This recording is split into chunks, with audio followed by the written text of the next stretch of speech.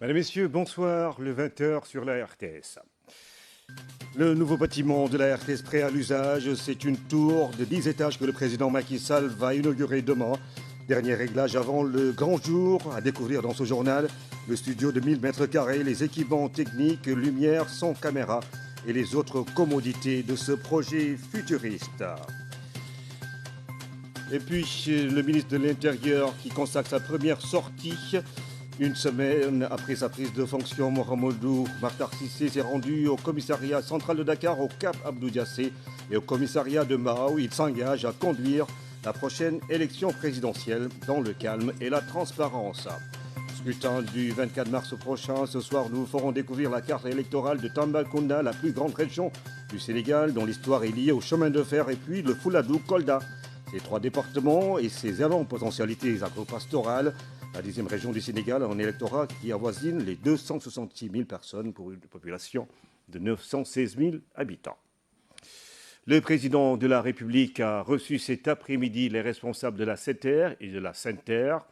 Ils ont partagé avec le chef de l'État les performances du train express régional, 43 millions de voyageurs, une ponctualité de 98%, 980 salariés, dont 40% de femmes. De formidables succès qui annoncent les perspectives de développement prometteuses avec la deuxième phase du TER. Voici à ce propos Pierre Boutier et Diego Diaz. Nous avons partagé avec son Excellence, Monsieur le Président de la République, le formidable succès qu'est le TER de Dakar depuis sa mise en service le 17 janvier 2022. 43 millions de voyageurs l'ont emprunté, une ponctualité à plus de 98%, un train toutes les 10 minutes dans chaque sens entre Dakar et la ville nouvelle de Diamniadio, et puis prochainement en fin d'année jusqu'à l'aéroport. 980 salariés sénégalais, 40% de femmes, travaillent au sein de la SETER et acquièrent des compétences qui, je pense, vont être rapidement très utiles vu les projets d'extension du réseau ferroviaire au Sénégal et notamment au-delà de l'aéroport vers Thiès-Embourg. La deuxième phase du TER va permettre à Dakar d'avoir un service à l'aéroport de premier niveau. Vous serez le premier, vous serez même avant Paris à avoir un service express par rapport avec l'aéroport. Et c'est aussi le développement de toute une économie avec la ville nouvelle de Diamniadio, tournée comme Dakar, mais tournée vers le monde avec de grandes organisations. Et ça, c'est possible grâce au TER.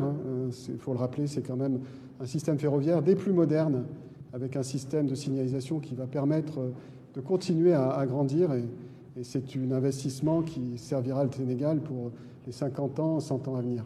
Et les nouvelles rames arriveront. Donc, nous avons 15 rames. Et les nouvelles rames, donc 7 rames supplémentaires, vont arriver à partir de décembre de cette année. Mohamedou Makhtar Cissé qui consacre sa première sortie au commissariat central de Dakar, au camp Abdou Diassé, au commissariat de Mao. Le ministre de l'Intérieur est allé au contact des forces de police et a pu s'enquérir de leurs conditions de travail et assister à une démonstration sur le maintien de l'ordre. Lamine Touré.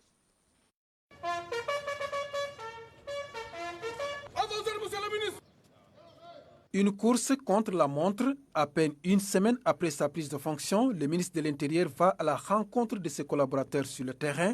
Au commissariat central de Dakar, Mohamedou Makhtar Cissé a visité les locaux, discuté avec les agents. Au camp Abdou Diassé, il a eu droit à une présentation du personnel et du matériel roulant de la police nationale, des exercices de maintien de l'ordre et cette belle démonstration de la brigade d'intervention polyvalente ont permis à l'autorité de tutelle de comprendre une réalité, celle relative à la sécurisation des personnes et des biens. Tout au long du parcours, vous avez pu constater avec nous des hommes debout qui servent avec un courage admirable, parfois dans des conditions certes difficiles, mais quand même qui servent avec honneur et dignité, avec beaucoup de courage. Et comme je leur disais tout à l'heure, je tenais au symbole de cette première visite aux unités de police pour rappeler que notre première mission demeure la mission de sécurité. au profit de nos concitoyens, sécurité des personnes, mais également la sécurité de leurs biens.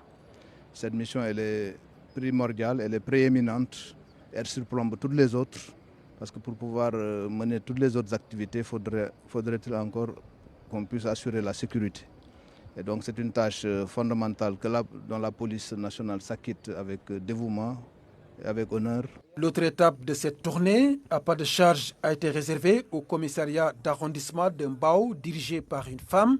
Ici comme ailleurs, le ministre de l'Intérieur veut s'assurer de la bonne exécution de sa feuille de route, c'est-à-dire organiser l'élection présidentielle dans la paix en assurant la sécurité des Sénégalais. Je viens d'être nommé par le président de la République Macky Sall dans les fonctions de ministre de l'Intérieur dans un contexte particulier sur lequel il n'est pas besoin de revenir, avec une mission fondamentale et essentielle de conduire la prochaine élection présidentielle dans le calme et la sérénité et la plus grande transparence. À moins d'une semaine de l'élection présidentielle, le ministre de l'Intérieur fera d'autres sorties dans d'autres domaines, toujours dans le cadre de l'organisation de cette élection présidentielle prévue pour ce dimanche 24 mars 2024.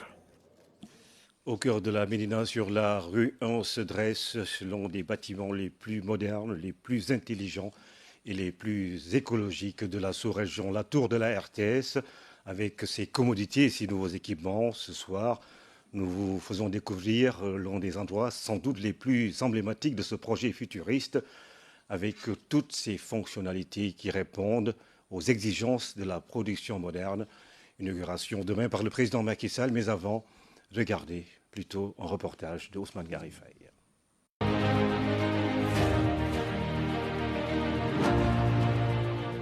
Objectif affiché. Se faire une place dans la post-modernité, s'aligner sur les standards internationaux en se dotant des meilleurs outils comme jamais on en a connu dans l'Ouest africain. Dans cet espace, pas comme les autres, les caméras sont soigneusement disposées, revêtues de leur manteau en attendant le premier des citoyens, le chef de l'État. Ces outils ultramodernes, surveillés depuis les hauteurs par une méga structure de lumière, renseignent sur la particularité de l'endroit, le nœud gordien du projet. Il est emblématique de l'ambition du directeur général de faire de la radio-télévision nationale une référence internationale. Nous sommes dans l'aile sud de la tour R+10 de la radio-télévision nationale, dans le studio de...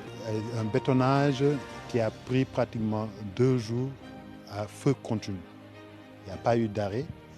Et si vous voyez un peu les poutres, c'est pratiquement des poutres d'une envergure de 3 mètres. Parce que derrière, au-dessus de ce studio, nous avons un studio de 300 mètres carrés. En plus de cela, nous avons nos terrains de football suspendus. Vous savez, on a été un peu contraint par cet aspect d'espace. Il fallait construire un peu en hauteur. Bâtie sur 1000 m², la méga structure reste une révolution tant du point de vue de son envergure que des équipements de dernière génération dont elle s'est dotée, offrant une panoplie de possibilités et d'opportunités pour répondre aux exigences de la production moderne.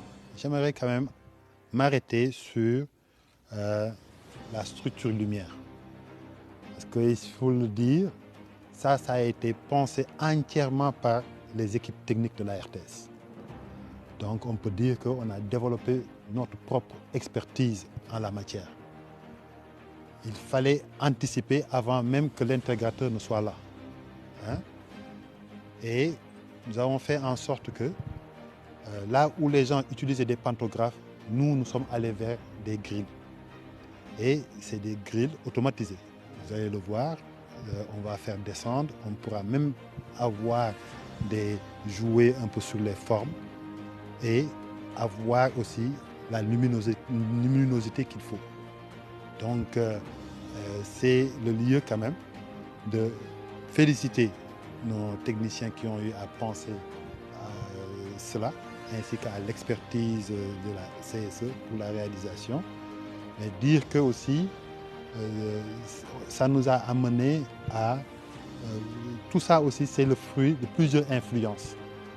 Nous avons pu bénéficier de l'influence japonaise en termes de télévision, de l'influence belge, ainsi que de l'influence française. Et tout ça capitalisé nous a amené à ce résultat ici. Maintenant, concernant un peu les caméras, il fallait être avant-gardiste. Hein. On ne peut pas, là actuellement, faire des investissements et se limiter à la norme communément utilisée qui est la HD. Il fallait nous projeter sur la norme qui va venir bientôt. Vous voyez souvent les gens, ils ont des télévisions 4K et nous, notre plateforme technologique reposera entièrement sur la 4K, l'UHD. Ça va de tout ce qui est câblage, parce qu'on va utiliser la norme, les standards 12G, ça va sur les équipements et comme vous le voyez, c'est des caméras 4K que nous avons pu acquérir au nombre de 20, parce que vous avez vu un peu l'envergure de ces studios et ça ne se limite pas seulement à ces studios parce qu'on a voulu quand même, ici il faut le dire, rendre réalisable un vœu de la production. On était limité avec notre studio de 200 mètres carrés et la production a estimé à voir grand en allant vers cette superficie. C'est un studio multifonction, c'est pourquoi vous allez voir que on ne va pas mettre des plateaux fixes.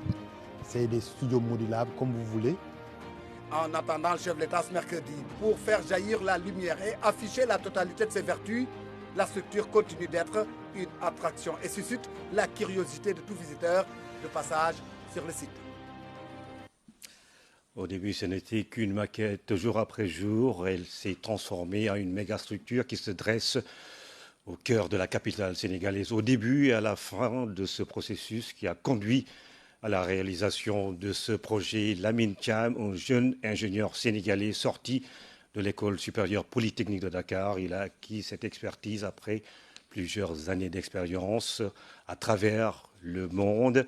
Aujourd'hui, il se dit fier de relever ce défi immense qu'il a su tenir entre ses mains avec des équipes bien locales pour hisser le projet dans le ciel dakarois.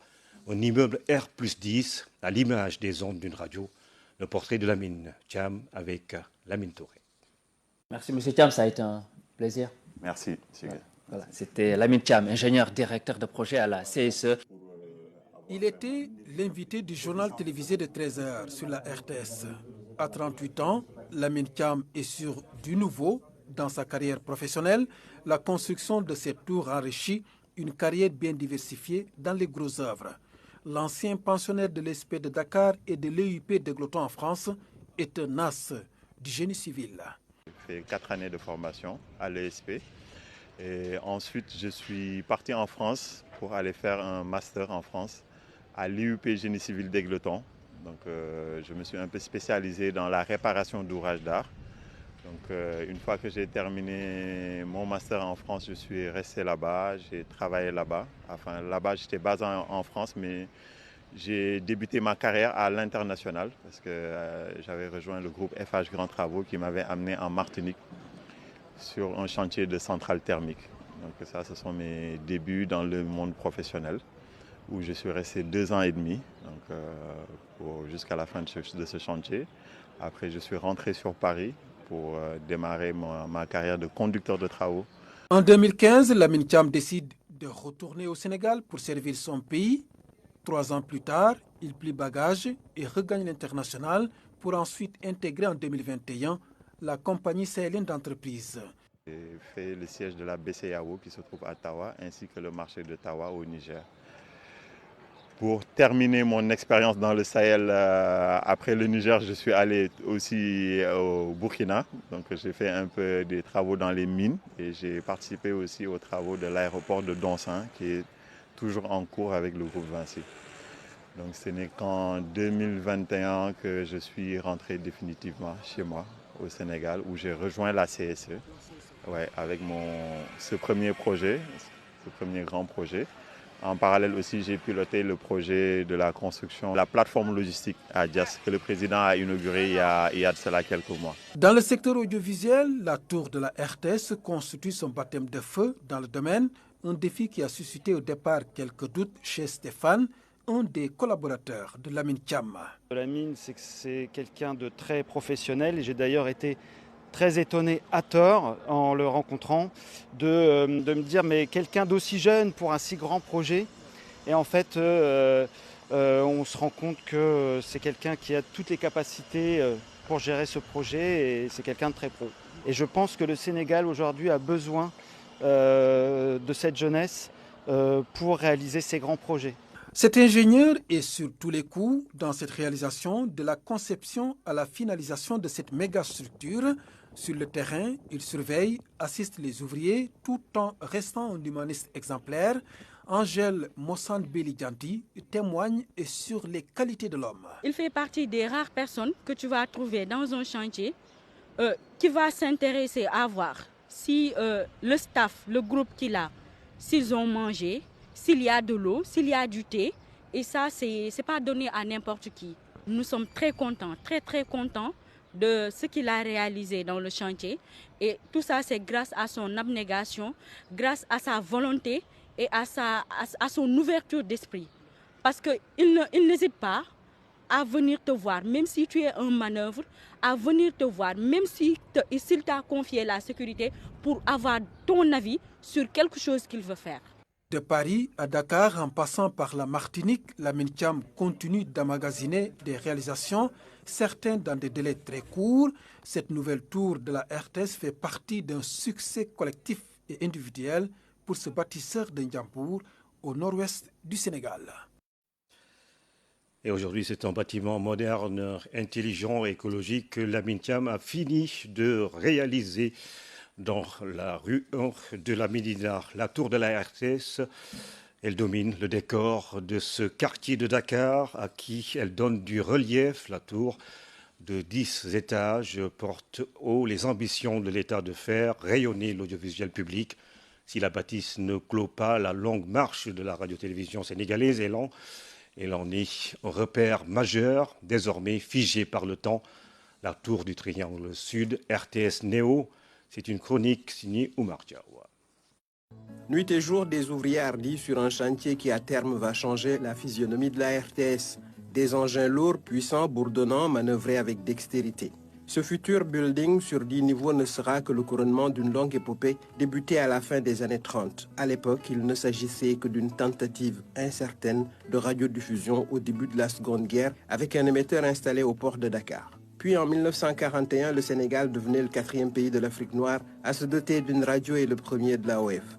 Entre 1959 et 60, elle devient Radio Mali pour se muer en Radio Sénégal au lendemain du divorce confédéral. Celle-ci va déployer ses antennes pour sécréter les stations régionales. Jusqu'en 1963, la radio a cheminé en solo. À cette date, avec l'appui de l'UNESCO, la télévision fait une apparition discrète. L'expérience se limitait à un faible rayon et à un mini-programme centré sur l'éducation. D'ailleurs, l'objectif senghorien était une télévision scolaire. Il faudra attendre près d'une décennie pour assister au véritable départ à la faveur des JO de Munich. Les Jeux terminés, l'aventure s'est prolongée. En 1973, la loi donnant une existence juridique à l'ORTS est votée. Près de 20 ans plus tard, l'Office établissement public s'efface au profit de RTS érigé en société nationale. Progressivement, l'entité s'adapte aux évolutions technologiques. La télé passe du film argentique analogique de son enfance au Full HD de sa maturité, de quelques heures à du non-stop de 2 ou 3 régions au pays tout entier et du petit Sénégal au vaste monde via satellite. Tout au long de cette saga héroïque, des femmes et des hommes valeureux se sont investis pour porter la magie des ondes jusque dans les chaumières perdues. Un petit musée retrace en partie le film de ce défi constant. Et l'histoire ne s'arrête pas. Elle fait raccord avec l'avenir, un futur que portera cette ambitieuse tour RTS Néo. Tous devraient la mériter par des efforts à porter haut le flambeau du service public de l'audiovisuel pour que la belle ne soit pas juste une œuvre décorative, campagne jusque-là d'un solitaire cylindre hertzien de 65 mètres. La tour de la RTS, inauguration demain en présence du chef de l'État, le président Macky Sall. Nous parlons à présent du scrutin du 24 mars 2024. Carte postale, carte électorale de la région de Tambacounda dans ce 20h. C'est la plus grande région du Sénégal en termes de superficie et l'une des zones les plus convoitées avec son potentiel agroforestier et minier. Le Sénégal oriental offre plusieurs opportunités socio-économiques. Cher Bambagay. L'histoire de Tambacounda est étroitement liée à la construction du chemin de fer Dakar-Bamako et avec la création du camp des cheminots, son développement va s'amorcer rapidement autour de la gare qui a été inaugurée le 17 février 1915. Chef-lieu du Nyani-Wola déjà en 1920, Tamba fut ensuite érigé en commune le 1er décembre 1952. Et aussitôt l'indépendance obtenue en 1960, Tamba devient chef-lieu de la région du Sénégal oriental. Elle est frontalière au Mali, à la Gambie, à la Guinée-Bissau et à la Guinée. Elle a la particularité d'être la plus grande région déjà en 1960 avec 59 602 km² et même après l'érection de Kédougou en région en 2008, elle conserve cette posture avec 42 364 km². Moins peuplée avant, elle a ensuite connu un bond démographique important et en décembre 2023, avec le dernier recensement, elle totalise 988 193 personnes pour l'ensemble de la région. Région très boisée avec plusieurs forêts. Autre trait de ses particularités en comptant 4 départements, Tamba, Bakel, Goudiri et Koumpentoum.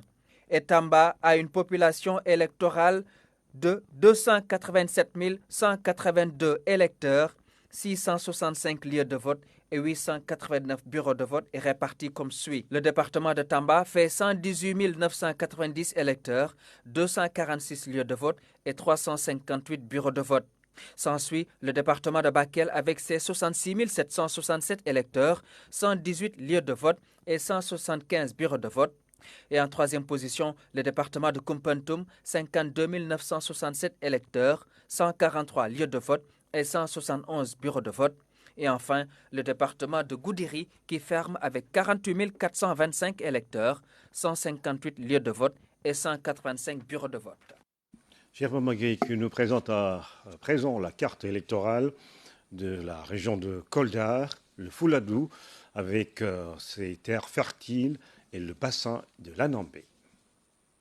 Avec le découpage administratif survenu en 1984 et qui porte à 10 le nombre de régions au Sénégal, Kolda en fait partie. Ensuite, après le décret de 2008 qui plafonne le nombre de régions à 14, Sédhiou est soustrait de Kolda.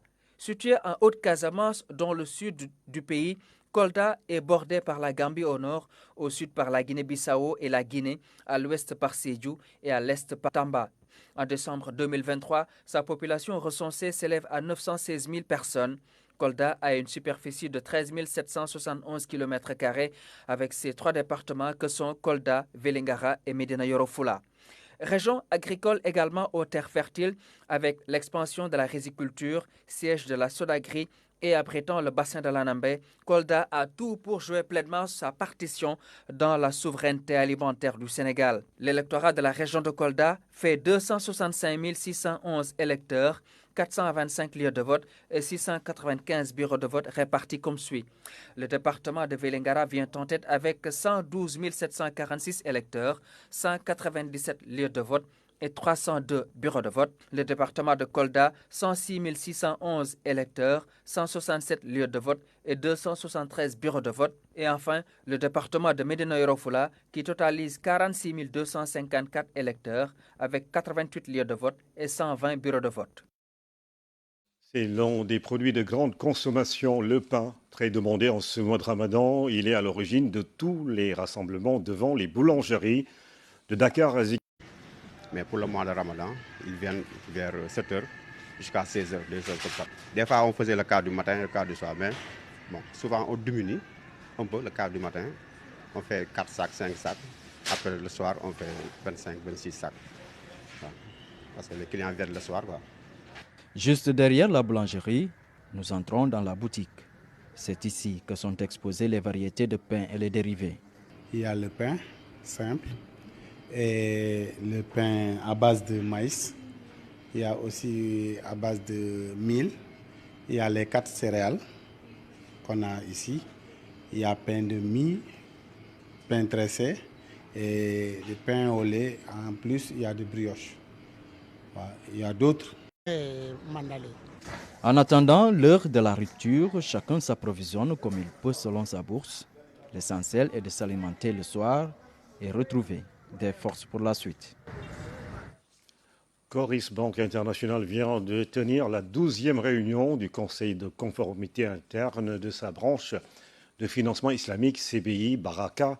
Sur les 2 dernières années, elle a enregistré au moins 65 milliards de dépôts pour 29 milliards de financement dans 7 pays. Amadou Diallo. Coris Banque Internationale tient ainsi la 12e réunion du Conseil de conformité interne de CBI Baraka, la branche de financement islamique de la banque. Ce conseil s'assure de la conformité avec la charia des opérations de CBI Baraka vis-à-vis de la clientèle et des autorités de régulation de la BCEAO. Et chaque année, nous validons, nous certifions cette conformité-là au sein vraiment de la branche. Ce n'est pas une certification systématique, il y a tout un processus qu'on doit respecter. Si on trouve que la conformité n'est pas respectée, nous avons la possibilité de ne pas certifier. Mais alhamdoulilah, je pense que ça fait 6 ou 5 ans qu'on connaît au niveau de Coris. Tous les produits jusqu'à présent ont été certifiés par rapport à leur conformité aux référentiels charaïques. Coris Banque Internationale propose des offres de finances islamiques dans 7 pays. La banque a enregistré au moins 65 milliards de francs CFA de dépôts sur les 2 dernières années. Sur l'ensemble donc de nos pays de présence, sur des dépôts purement islamiques, conformes, nous comptons 65 milliards de dépôts. Les financements que nous avons accordés dans nos pays de présence, c'est autour de 29 milliards. Coris Banque Internationale se donne pour mission de promouvoir la finance islamique à travers une offre de services financiers conformes à la charia, tout en contribuant à une meilleure inclusion financière. C'est la fin de cette édition, mesdames et messieurs. Merci de nous avoir suivis. Juste après, suivre le journal de la campagne, la 2e tranche avec Anne-Marie Gomis. Très bonne fin de soirée à tous.